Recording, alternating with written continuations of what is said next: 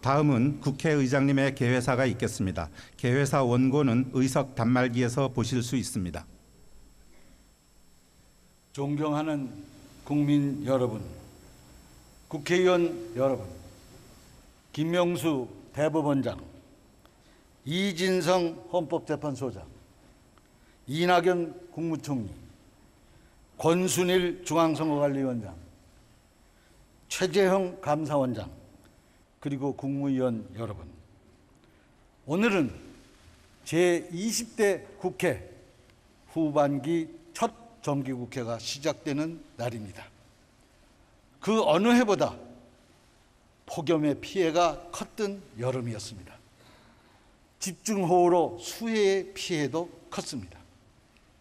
더욱이 일자리 문제, 소득 양극화 심화 등 민생의 어려움이 깊어만 가고 있습니다. 지쳐있는 국민 여러분께 깊은 위로의 말씀을 먼저 올립니다. 이 어려운 시기 100일간의 정기국회를 시작하며 무거운 책임감에 더해 비장함마저 느껴집니다. 국회의원 한 분 한 분 모두가 남다른 각오로 정기국회에 임해 주시기를 간곡히 부탁드립니다. 후반기 국회의장을 맡으며 협치와 통합의 국회, 일 잘하는 실력 국회, 미래를 준비하는 국회를 제시한 바 있습니다. 이 모든 것은 국민의 신뢰 회복을 최종 목표로 하고 있습니다. 국민의 신뢰가 바탕이 되지 않고는 백약이 무효입니다. 국회의장이기 동안 단 1%라도 국민의 신뢰를 더 얻을 수만 있다면 그 어떤 노력도 마다하지 않을 것입니다. 존경하는 국회의원 여러분, 국민의 신뢰를 얻기 위해서는 일 잘하는 실력 국회로 평가받아야 합니다. 그러나 제20대 국회에 제출된 14,000여 건의 법안 중 계류적인 법안이 1,600여 건에 달하고 있습니다. 개점 휴업, 직무유기라는 비판이 뼈아픈 이유입니다. 다른 한편으로는 민생과 동떨어지거나 정제되지 않은 법안, 입법을 위한 입법을 남발하지는 않았는지 되돌아볼 시점이기도 합니다. 국회가 생산성을 높이기 위해서는 적극적인 소위원회 활동이 핵심입니다. 취임 직후 각 교섭단체 원내대표들과 상시국회 수준의 소위원회 운영 방안을 논의한 바 있습니다. 그 결과 지난 8월 27일 소위원회 활성화와 정리화 법안을 운영위원회에 제시할 수 있었습니다. 기능 위주로 설치됐던 소위원회를 법률과 현안 사항을 전문적으로 심사하는 상설 소위원회로 활성화시키는 방안입니다. 궁극적으로 미국 상원 동아태 소위원회와 같은 전문성과 높은 위상을 지닌 소위원회 운영을 지향하는 것입니다. 개선안이 통과된다면 소위원회에서도 국정조사나 청문회를 언제든지 열어서 집중 심사할 수 있게 됩니다. 소위원회 활성화 방안은 첫걸음일 뿐입니다. 그렇지만 서로 소통과 협력을 통해 원활한 결론에 도달할 수 있다는 점에서 큰 의미가 있다고 생각합니다. 일 잘하는 실력 국회를 위한 첫 번째 과제는 협치의 국회, 협치의 틀을 만드는 일입니다. 지난 7월 13일 협치로 국회의 계절을 열어가자는 저의 당선 소감에 대통령과 여야 지도부 모두가 공감을 표해 주셨습니다. 특히 협치의 일환으로 대통령과 여야 5당 원내대표의 청와대 회동이 이루어졌다고 생각합니다. 저는 그 장면을 협치의 시대, 그 서막이 열렸다고 표현하고 싶습니다. 의원 여러분, 이번 정기국회 100일을 민생 입법의 열매를 맺기 위한 협치의 시간, 국회의 시간이 되도록 합시다. 존경하는 국민 여러분, 그리고 의원 여러분, 대한민국의 역사적 흐름은 촛불혁명과 한반도의 평화 두 축으로 흘러가고 있습니다. 완벽한 헌법적 절차에 따라 이루어진 촛불혁명은 대한민국 민주주의의 성숙도를 보여준 대사건입니다. 민주주의와 평화가 시대의 흐름이 되는 일대 기회가 대한민국에 다가오고 있습니다. 이 기회를 반드시 살려야 하는 역사적인 책무 사명감이 우리 국회의원 300명에게 있다는 말씀을 드리고 싶습니다. 누차 말씀드렸지만 촛불혁명의 제도적 완성은 개혁과 개헌과 개혁 입법입니다. 개헌과 관련해서 이미 대통령과 청와대는 충분히 노력했고 할 수 있는 일은 모두 했다고 평가합니다. 이제 국회가 나서야 할 때입니다. 개혁 블랙홀 조장은 옳지 않습니다. 개혁 입법과 개헌은 양자택일이 아니라 동시에 병행할 수 있다고 생각합니다. 무엇보다도 국민의 요구와 촛불혁명의 제도적 완성이라는 명분과 당위성이 있습니다. 그 누구도 부인할 수 없을 것입니다. 존경하는 의원 여러분, 지난 50여일 동안 각 정당의 지도부와 의원들을 많이 만났습니다. 이번 국회에서 선거제도 개편이 가능하겠다는 확신을 갖게 되었습니다. 이는 각 정당의 입장이 첨예하게 대립할 수 있는 문제입니다. 그럼에도 그동안의 논의는 충분했고 모범 답안도 이미 제시되었다고 생각합니다. 선거제도 개편의 대원칙은 각 정당이 득표수에 비례하는 의석수를 가져야 한다는 것입니다. 정당 지지율이 높고 낮음에 따라 지역 기반에 따라 유불리를 계산할 수는 있습니다. 그러나 현재의 지지율과 정치 상황이 영원할 수 없다는 것은 우리 모두 역사적 경험으로 알고 있는 진실입니다. 유리하다고 교만하지 말고 불리하다고 비굴하지 말라. 늘 의원회관 벽에 걸어두던 불교경전 잡보장경의 지혜로운 이의 삶에 나오는 첫 구절입니다. 의원 여러분, 선거제도 개편은 원칙과 상식에 부합하는 옳은 길이며 가야 할 길입니다.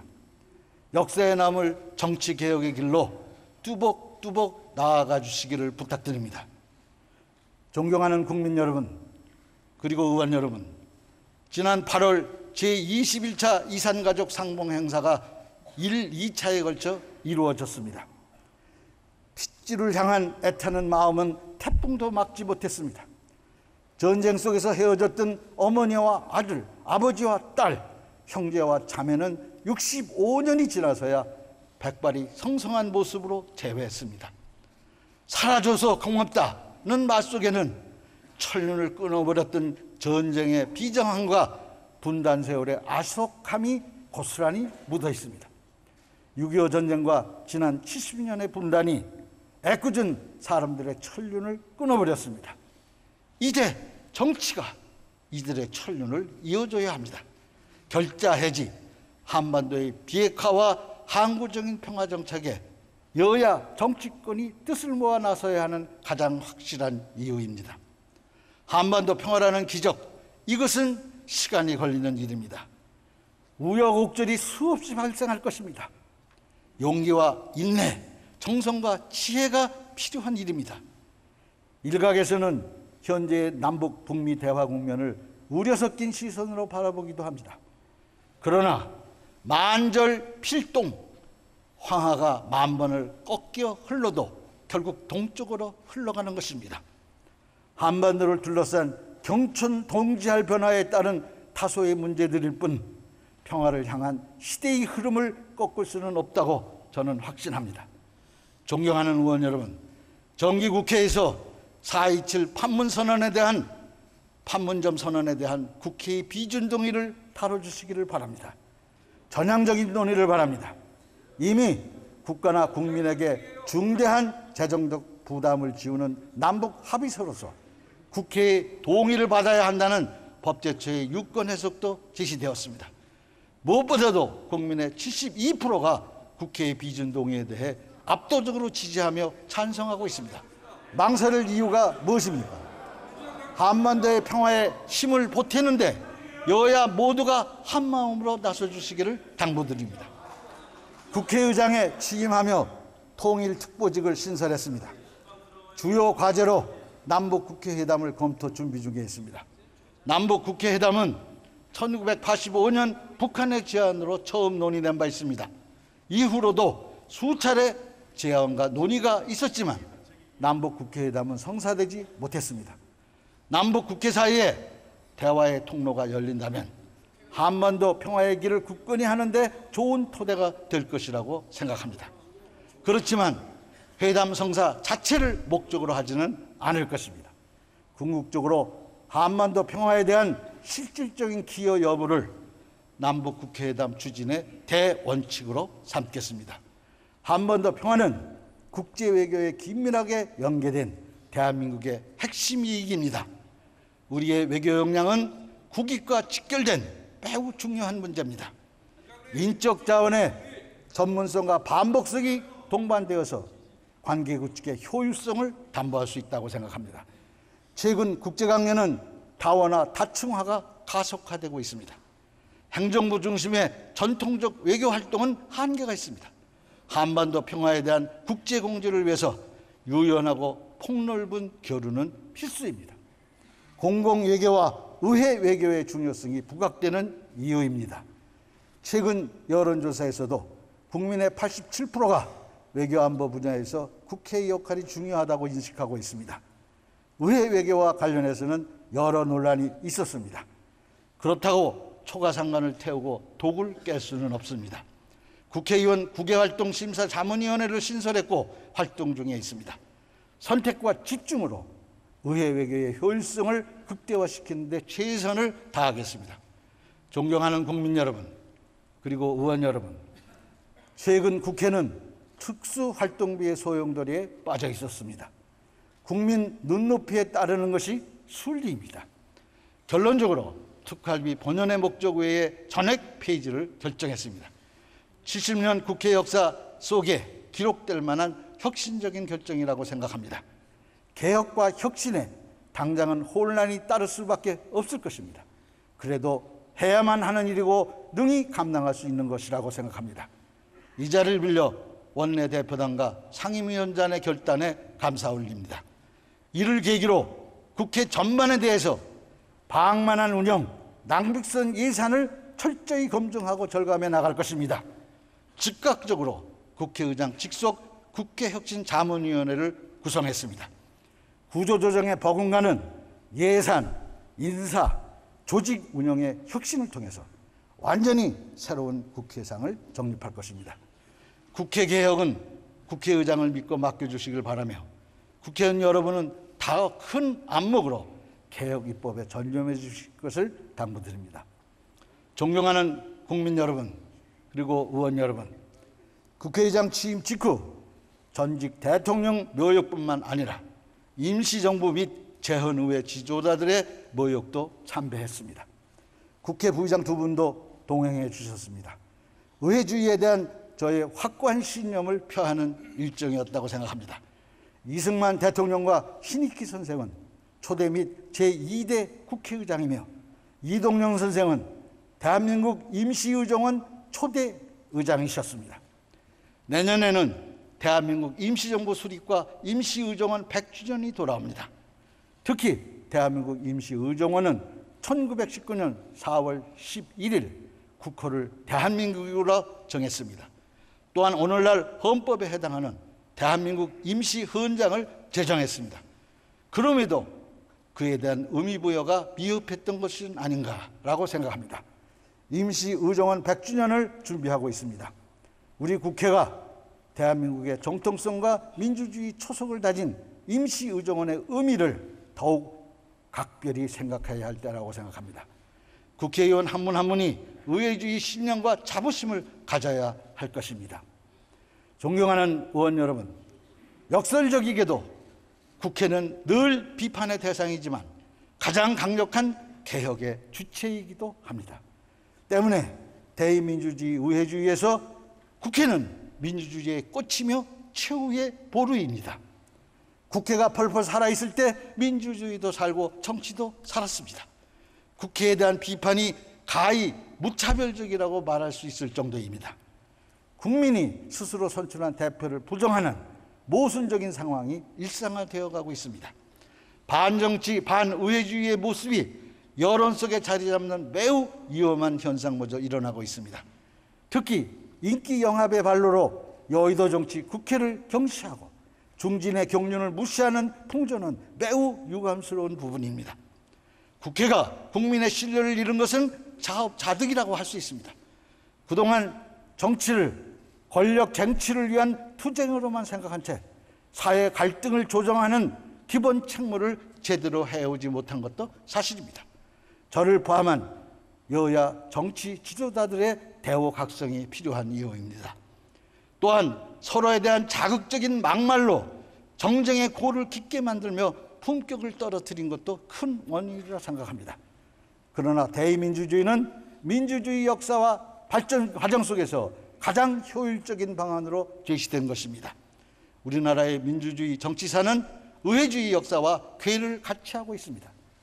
국회 스스로 긍지를 잃고 위상을 격화시키고 무기력에 빠진다면 국민의 신뢰는 영영 돌아오지 않을 것입니다. 의원 여러분, 절대적 대결이 아닌 경쟁적 협력, 밤을 새워 일하는 국회의 모습, 서로를 동료로 인정하는 품격 있는 국회를 만듭시다. 국민의 신뢰뿐만 아니라 우리 스스로의 긍지와 자부심, 위상을 되찾는 유일한 길이라고 생각합니다. 현 정부 출범 첫 해, 대통령과 청와대는 정광석과 쾌도 남마처럼 적폐청산, 검찰개혁, 경제민주화, 재벌개혁 등 개혁 로드맵을 마련했습니다. 한반도 평화 프로세스 주도는 전 세계를 놀라게 했습니다. 한계도 있었습니다. 궁극적으로 입법으로 해결해야 할 개혁 과제는 아직 진척이 없습니다. 개혁의 철로가 쾌속으로 깔렸으나 개혁 열차가 달려야 할 시간입니다. 이제 국회에서 기관석에 앉은 차례입니다. 현 정부 출범 2년차 청와대와 국회가 머리를 맞대고 협치의 시대를 열어야 합니다. 국민의 대표인 국회는 국민과 등가입니다. 영화 병원의인 속의 진리, 국가란 국민이듯이 국회 또한 국민입니다. 존경하는 국민 여러분, 그리고 의원 여러분, 재헌국회 제2대 국회의장을 지낸 해공 신익희 선생은 이런 말씀을 하셨습니다. 민주주의는 얼른 생각하면 모든 일이 치밀하지 못하고 대단히 둔하게 보일 때가 있다. 굼뜨고 미련하지 못하여도 이것이 튼튼하고 가장 옳은 길이고 드문 더디어도 황소 걸음이다. 국민 여러분, 지금 당장은 국회가 국민의 눈높이를 따르지 못하는 못난 모습입니다. 그래도 국회의원 한 사람 한 사람이 국가와 국민, 지역과 기층을 대표한다는 긍지를 갖고 있습니다. 호시우행의 자세로 변화하도록 노력하겠습니다. 제20대 국회 후반기 첫 정기국회를 지켜봐 주십시오. 국회의원 여러분, 의원 한 분 한 분이 강력한 개혁의 주체로서 정기국회 100일, 협치의 시간, 국회의 시간을 만들어 주시길 바랍니다. 개혁 입법과 민생 경제를 살리고 실질적인 수확을 거둘 수 있도록 온 힘을 쏟아주시길 바랍니다. 감사합니다. 이상으로 제364회 국회 정기회 개회식을 모두 마치겠습니다.